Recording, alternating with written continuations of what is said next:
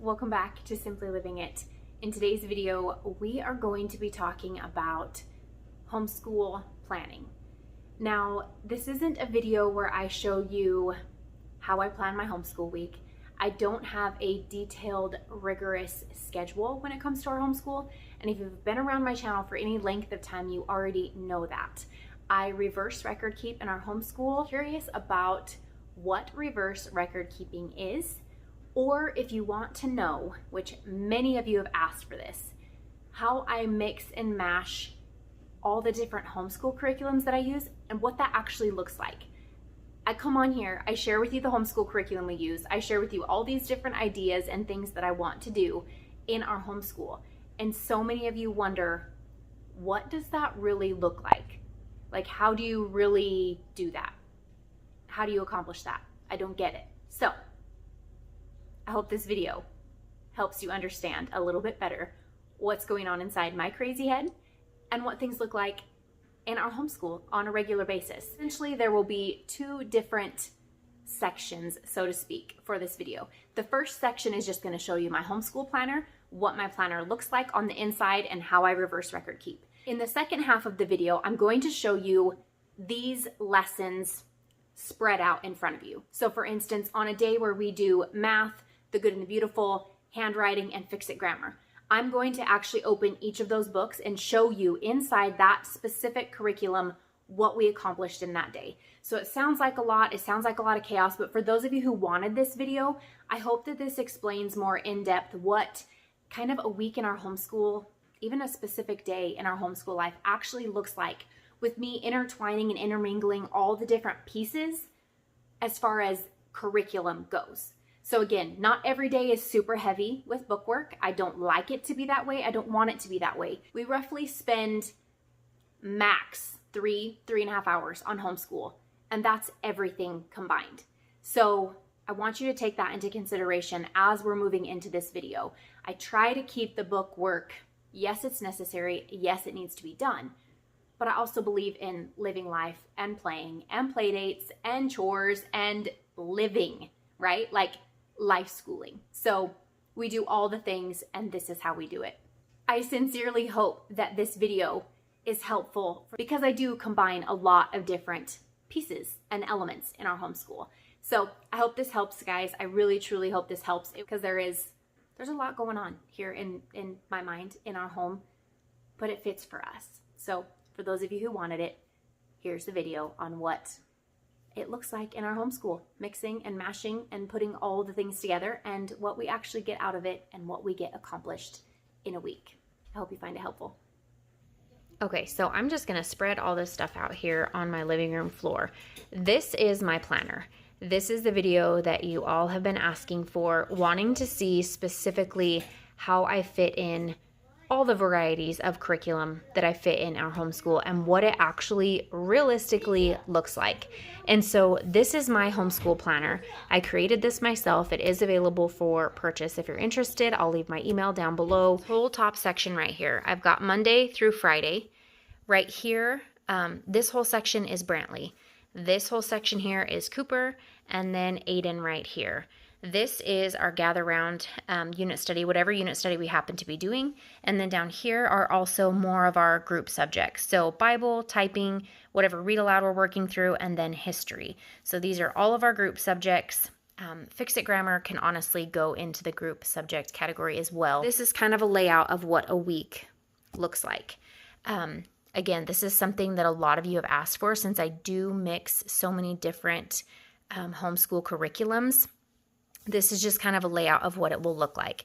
So I'm going to show you in depth what was actually accomplished on this specific Monday. And just for reference, this specific day we started school around 9:45 and finished around 11 o'clock with my youngest. Two older kids started about 10 o'clock and were completely finished by 12:30. So that's just a rundown kind of on that specific day.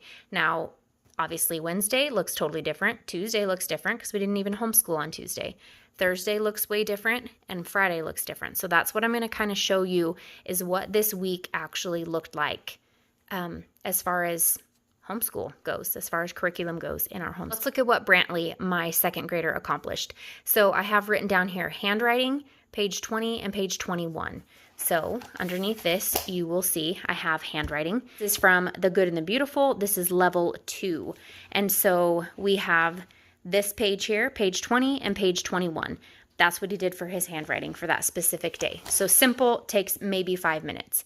Then we have language from The Good and the Beautiful, lessons 77 and 78. So this is lesson 77, and we're going to go through special sounds. We're doing a picture study. Down here are some questions to ask in regards to the picture study.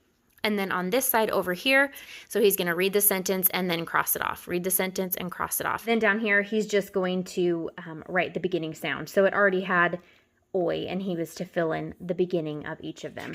And on this specific day, I had him do another lesson. So he did this page right here, which was independent practice. So he was to fill in the missing word. He went ahead and did that for that specific page. And then we kept going because time allowed, his attitude allowed. It was just a really good day. So he did lesson 78 also. So what I had him do for this is read each of these words to me. And then we went through this right here. He read the story, and then he had independent reading. So this is something that The Good and the Beautiful does. This, again, is level 1 from The Good and the Beautiful, and he was to read out of his book that comes with the curriculum. He was to read Anne and the deer, and then read these words down here. For The Good and the Beautiful, this is a story he was to read for this specific day. So he usually sits down on the couch. Sometimes I sit with him. Sometimes he likes to read on his own. So he was to read that story and then also the deer. So that's what he did for language for The Good and the Beautiful. That was 2 lessons. Again, probably took him maybe 20, 25 minutes. And then we have master books. Master books for that specific day was to read page 22 and 23 of the 101 favorite stories from the Bible. It was in Hebrews, and so instead of having him copy down the verse and memorize it, we just went over and discussed it verbally together. And on the back, he had some spelling words. So he did those, and that was his lesson from master books. Again, a very short amount of time that it took to actually complete that. So after he finished up with master books, we went to lesson 86 in math. And now I've shared with you guys before where there are specific days that I don't feel like everything is necessary. And with The Good and the Beautiful math, some days we do the daily dose and other days we totally skip it. Today, we skipped it. I don't like the way they do some of their adding. It makes things really confusing for my son who's already got it figured out. This was stuff that I actually read through with him because rounding to the nearest 10 is something that can get confusing. And so we went over this instruction. I kind of read through some of this briefly. And then here on the back, we did a couple practice problems together. And then we went through all of his rounding. And that was it for his math lesson for the day. The next lesson would be lesson 87, which we did the next day. So for my youngest, my 2nd grader, Brantley, that was everything that he did for school on that specific day that were his independent subjects. All of the things I just showed you, his independent subjects. Finished all of those in just a little over an hour. Now let's go down to Cooper. So we have here that his school took him right around 2 hours. So he does teaching textbooks for math. I'm not going to show you that lesson, but it's a typical math lesson that's done on the computer from teaching textbooks. He did 1 lesson, which was lesson 74. Then we moved to his language, which was The Good and the Beautiful. He did lesson 28, which was this book right here is level 4 from The Good and the Beautiful.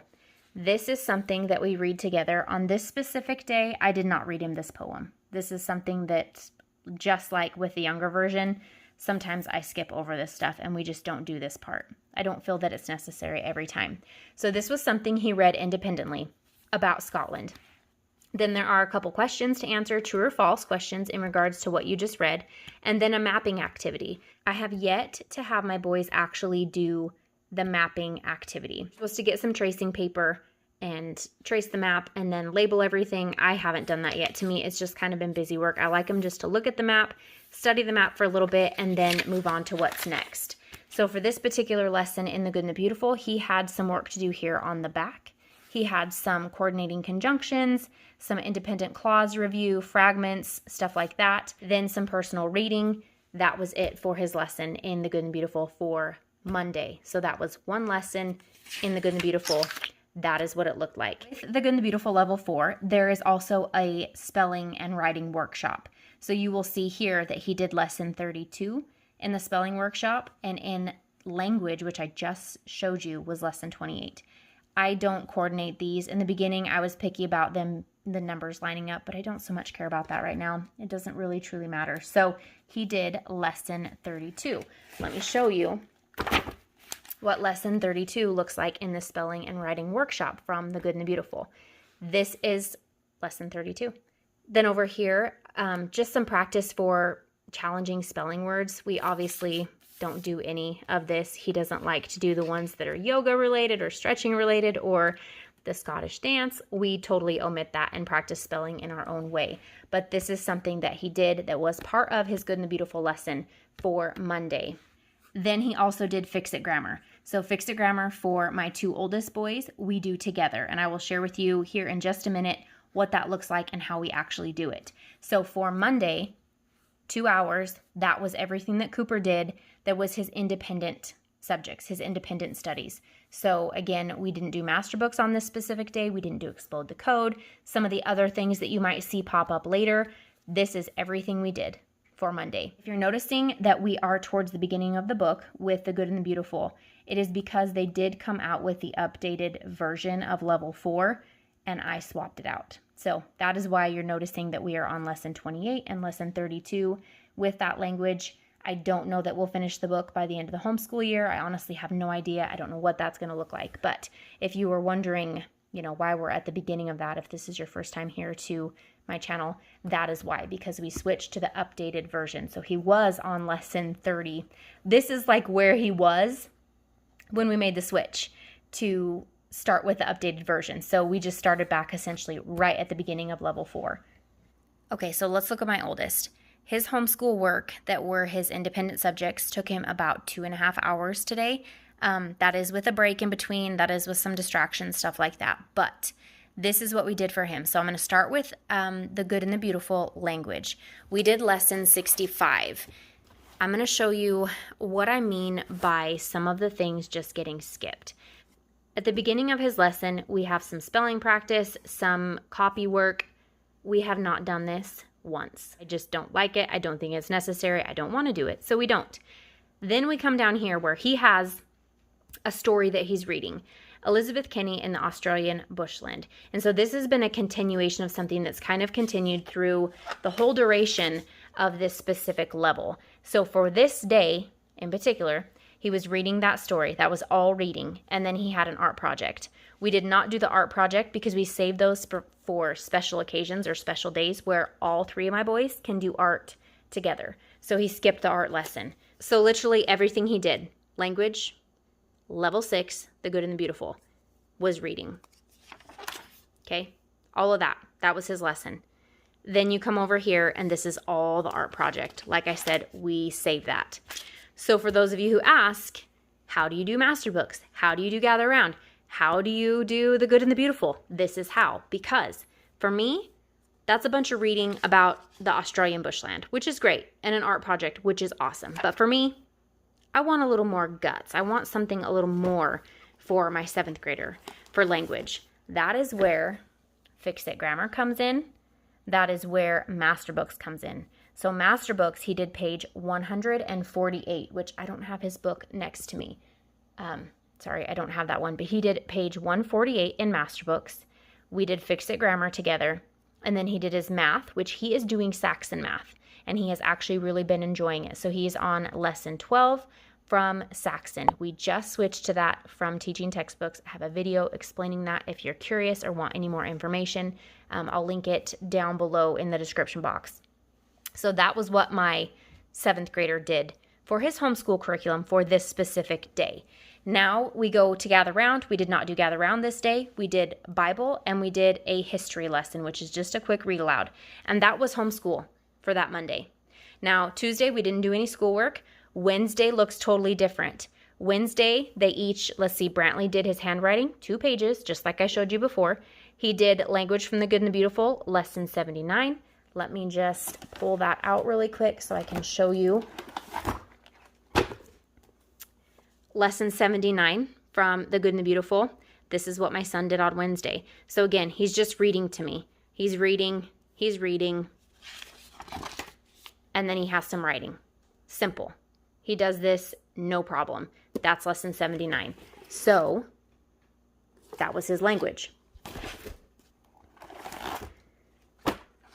Then we go to math for him on this specific day. I didn't even read this whole lesson with Brantley in Math 2 from The Good and the Beautiful. We did this right here, the daily dose. I wanted him to do some subtraction problems. He wanted to do the maze, but look, I didn't read any of this to him. We didn't do any of it. None of it. Like, I didn't feel it was important or necessary. So out of lesson 87, we utilized those problems in the daily dose. We did this because who doesn't love mazes? And we moved straight on to lesson 88, which was greater than, less than. We didn't do any of those problems. I didn't read any of this to him. And we did some problems down here on the bottom. You can see that I will circle or put a shape, something around the problems that I want him to do. And then we worked on rounding because that's something that we were having a little bit of trouble mastering. So I went through rounding numbers with him. And again, we kind of cut it off because he was getting it towards the end.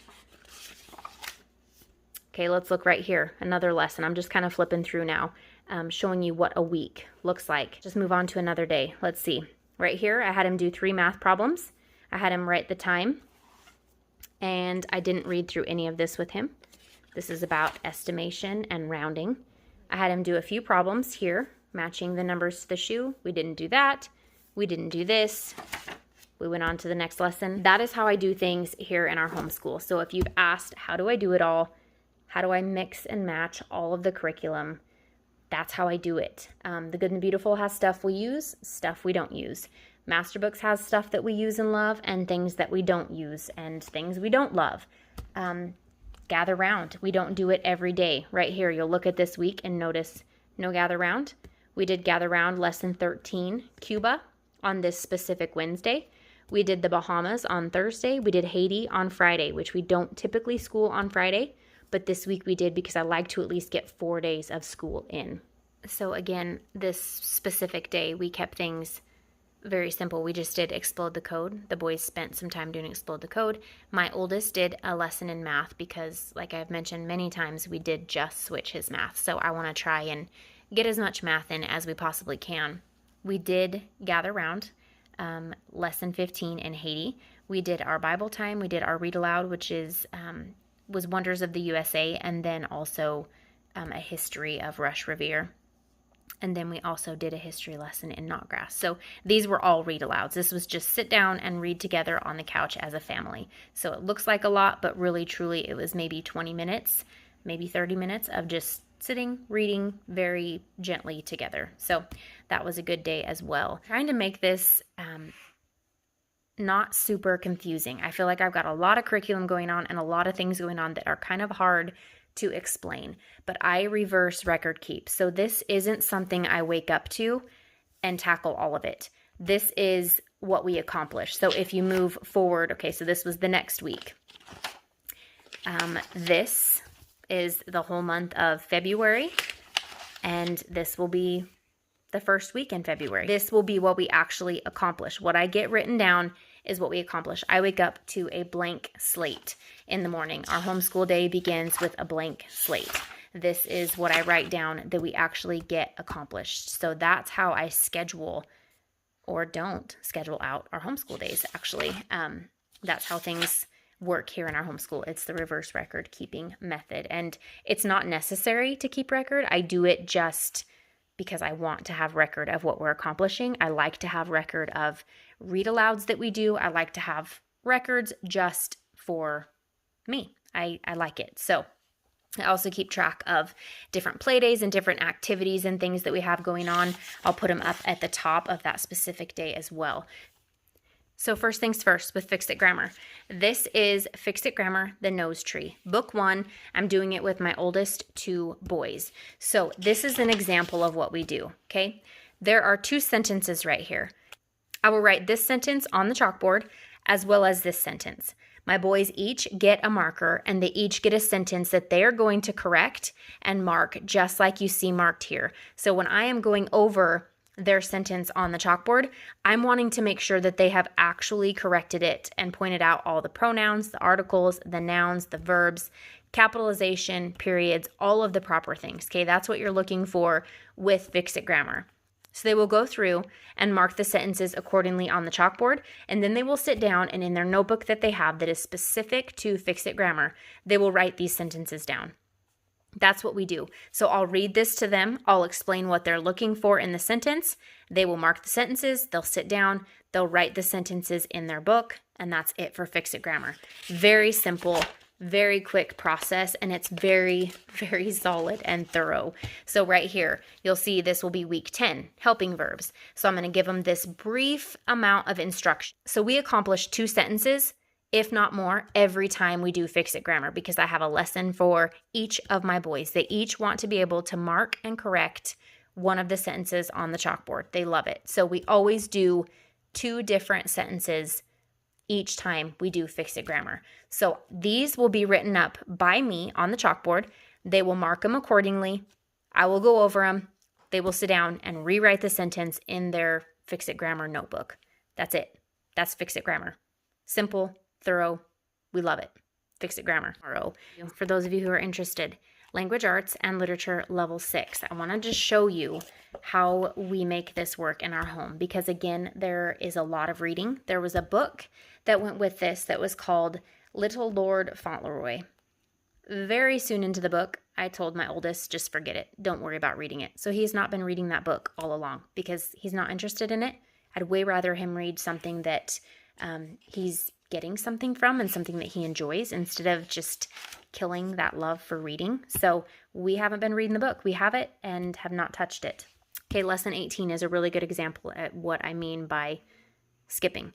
We didn't do this. We didn't do this. Here's his Elizabeth Kinney in the Australian bushland story. You flip to the back and I crossed out every bit of this. We haven't been reading Saved at Sea. I just want him to go through and circle the correct usage of the homophone whose and whose. That's what he did for lesson 18. Lesson 19, same thing. You will see, no, don't worry about doing Saved at Sea, but I do want you to work on run-on sentences, and I do want you to work on the geography of Australia. So this is where kind of the ditching of Little Lord Fauntleroy set in. For his lesson 40 in The Good and the Beautiful, he was to read chapter 4. Lesson 41, do a chapter 4 summary. Lesson 42, read chapter 5 in the same book. That's it for his language for that day. Lesson 43, read chapter 6. Lesson 44, do a little bit of spelling, read chapter 7. Okay, lesson 45. We're back to reading in Elizabeth Kinney in the Australian bushland and then reading chapter 8. That's where we dropped it. You can see right here, I have Little Lord Fauntleroy crossed out.